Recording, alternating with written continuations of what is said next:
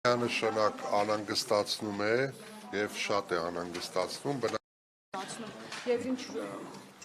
եք բարձր։ Միանշանակ անհանգստացնում է եւ շատ է անհանգստացնում բնականաբար յուրաքանչյուր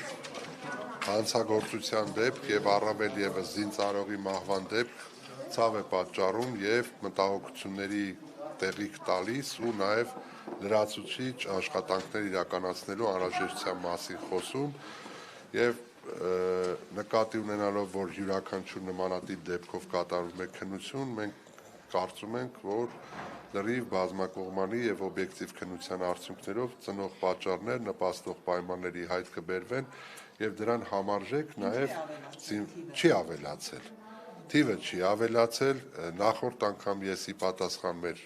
պատգամավոր գործընկերների երբ որ ասացի որ դրական տեղաշարժ ունենք ես նկատի ունեցա հանցագործությունների կամ մահվան դեպքերի դինամիկայում այսինքն շարժընթացում չի ավելացել եւ ավելին նախորդ տարի մենք ամփոփել ենք նվազումով թեև դա բացարձակապես մեզ հանգստանալու կամ մեր աշխատանքները պատշաճ կատարելու ներողություն մի ամսվա մեջ մի քանի անգամ չեն լինում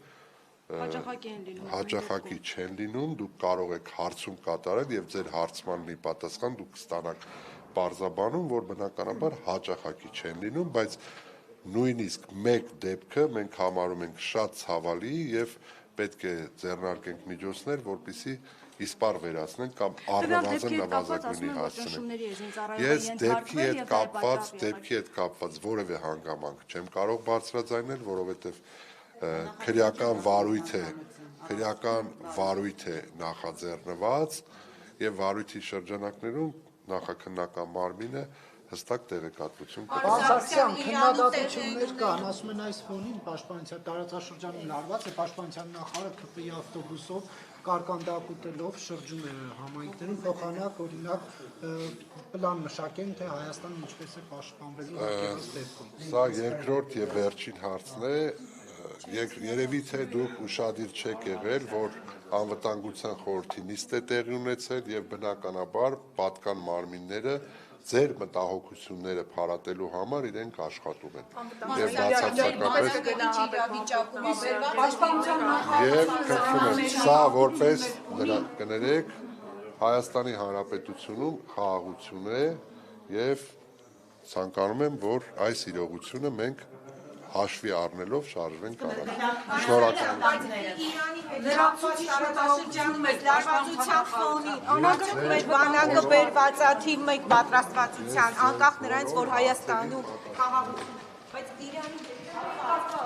արդյոք մեր բանակը բերված է թիվ 1 Պաշտոնապես ինչու Հայաստանը չի ցավակցում Պաշտոնապես ինչու չի ցավակցում Հայաստանը նորից կարող եմ կրկնել նույնը որ